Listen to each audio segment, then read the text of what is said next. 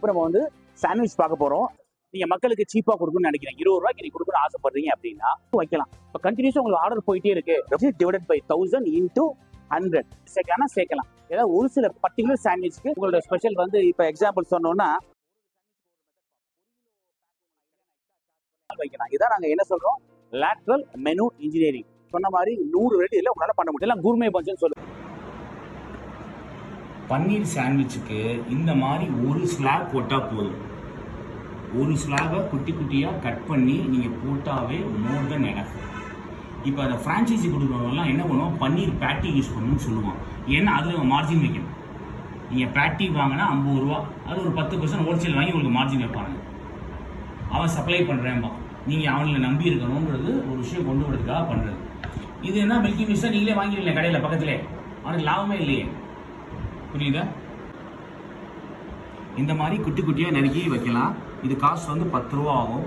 அதே மாதிரி நீங்கள் பேட்டி வச்சிங்கன்னா 35 ரூபாய்க்கும் பேட்டி இருக்குது, 55 ரூபா வரைக்கும் பன்னீர் பேட்டி இருக்குது. அதுக்கப்புறம் எல்லாத்தையும் காஸ்ட்டாக கஸ்டமர் கடையில் தான் கட்டணும். புரியுதா? இது பட்டரில் பண்ணுறேன்னா பண்ணலாம். உங்களுக்கு வால்யூம் ஒரு நாளைக்கு எனக்கு 20 சாண்ட்விச் போயிடும் அப்படின்னா கொஞ்சம் ஒரு 100 கிராமோ ஒரு 200 கிராமோ நீங்கள் எடுத்து பட்டரில் வந்து லேசாக சாத்தே பண்ணி வச்சுக்கலாம். இல்லாட்டி நீங்கள் பச்சையாக போட்டாவே போதும், நல்லா தான் இருக்குது. நாங்கள் அப்படி தான் பண்ணிடுவோம். இப்போ இதே சாண்ட்விச்சை வந்து நம்ம ஒயிட் மேனேஜ் யூஸ் பண்ணியும் பண்ணலாம். இப்போ நம்ம தந்தூரி மேனேஜ் யூஸ் பண்ணும்போது ஸ்பெஷாலிட்டி மேனேஜ் யூஸ் பண்ணுறோம், எக்ஸ்பென்சிவாக இருக்குது. அதனால் ப்ரைஸிங் வந்து உங்களுக்கு எக்ஸ்ட்ராவே வைக்கலாம். இதே நீங்கள் ஒயிட் மேனேஜ் பண்ணிங்கன்னா ரேட்டு வந்து வெறும் பன்னீர் சாண்ட்விச் சொல்லிட்டு ரேட்டை வந்து கம்மியாக வச்சுக்கலாம். இப்போ இந்த தந்தூரி பன்னீர் சாண்ட்விச்சோட காஸ்ட் வந்து 35 ரூபா வருது சார். சின்ன கடைகள் நியாயமாக விற்கலாம் 70 ரூபாய்க்கு விற்கலாம். இல்லை எனக்கு கடைச்செலவு அதிகமாக இருக்குது, நான் ரேட் அதிகமாக வச்சா தான் கட்டும்னா 140 ரூபா வரைக்கும் இது விற்கலாம்.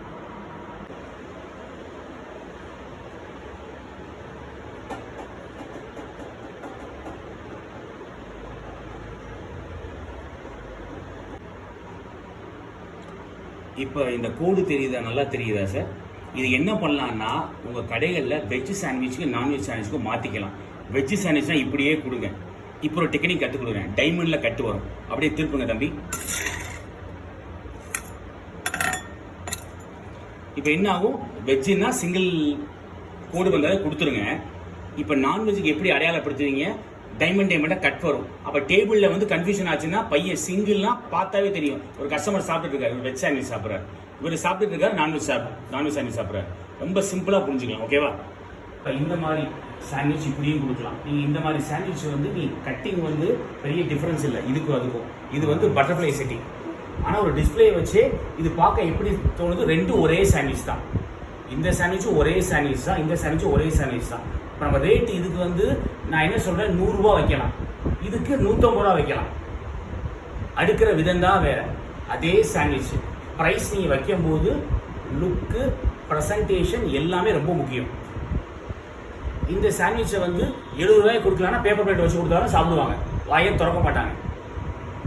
100 ரூபாய்க்கு விற்றா இந்த லுக்கு போதும். இதே சாண்ட்விச்சை 150 ரூபாய்க்கு விற்றா இந்த லுக்கு வேணும். இப்போ இன்னொன்று கவனிங்க, மயோனைஸ் வந்து தெளிவாக நீங்கள் போட்டிங்கன்னா இந்த அளவுக்கு அழகாக போட்டு பையன் ஒழுங்காக கொடுக்கணும். நம்ம எல்லாம் அறிவாளிங்க என்ன நினைப்போம், பேக்கெட் வந்து ரொம்ப சீப், 1 கிலோ பேக்கெட் ஊற்றி தள்ளிடுவான் ஸ்டாஃப். நான் கண் கூட பார்த்துருக்கேன். அதனால நீங்கள் வந்து மயோனைஸ்க்கு பேக்கெட் வந்துருச்சு, கெச்சப்புக்கு பேக்கெட் வந்துருச்சு, பேக்கெட் கொடுக்கலாம். 10 கிராம் சாஷே கொடுங்க, ஒரு பிரச்சனை கிடையாது.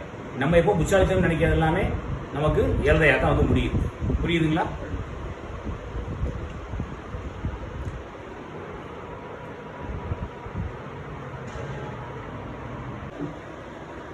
சார் ப்ரெசன்டேஷன் பார்த்தீங்களா?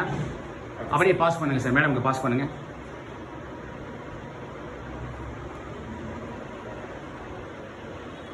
சிம்பிள் ப்ரெசன்டேஷன் தான் மேடம், பாருங்கள்.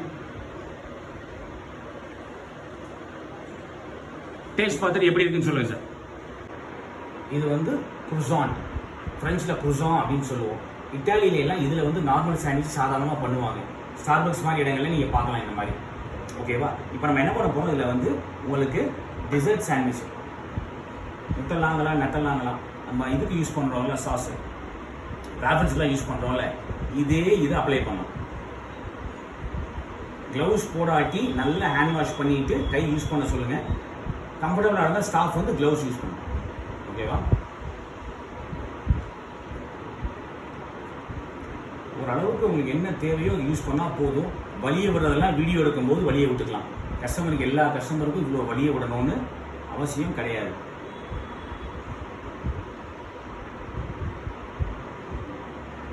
இப்போ இட்டாலியில் இந்த மாதிரி டிசர்ட் வந்து ட்ரெண்ட் ஆகுது.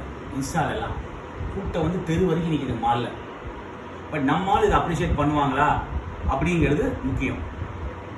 அவங்க என்ன பண்ணுறாங்க, மேக்னம் ஐஸ்கிரீம் யூஸ் பண்ணுறாங்க. இந்த மாதிரி வந்து ஸ்டிக்கர்ஸில் பல ஃப்ளேவர் இருக்குது. ஸ்டிக்கர்ஸில் அவ்வளோ ஃப்ளேவர் யூஸ் பண்ணுறாங்க. என்ன பண்ணலாம், இதை வந்து நீங்கள் வந்து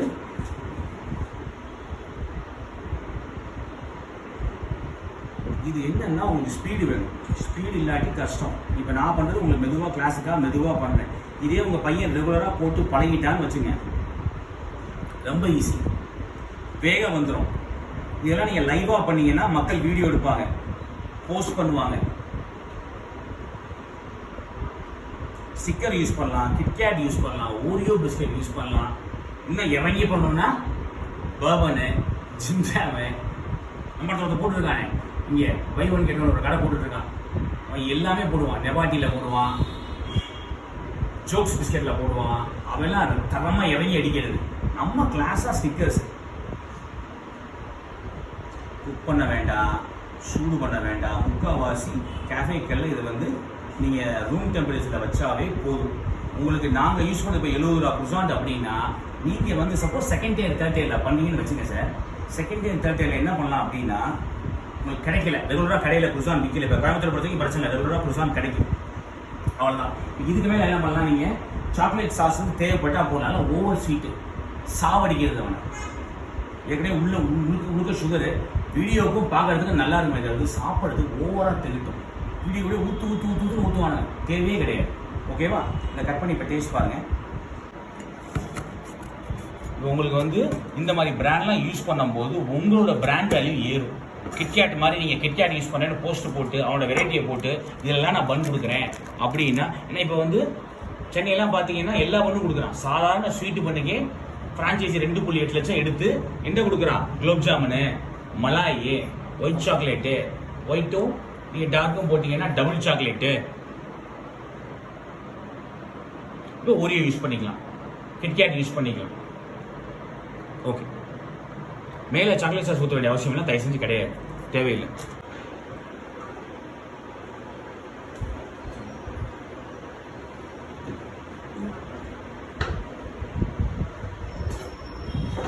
சாப்பிட்டு ஃபீட்பேக் கொடுங்க சார்.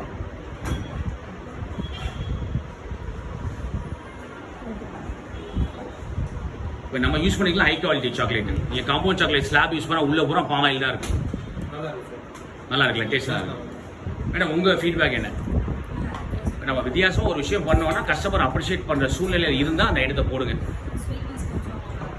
எல்லாமே கரெக்டாக இருக்கு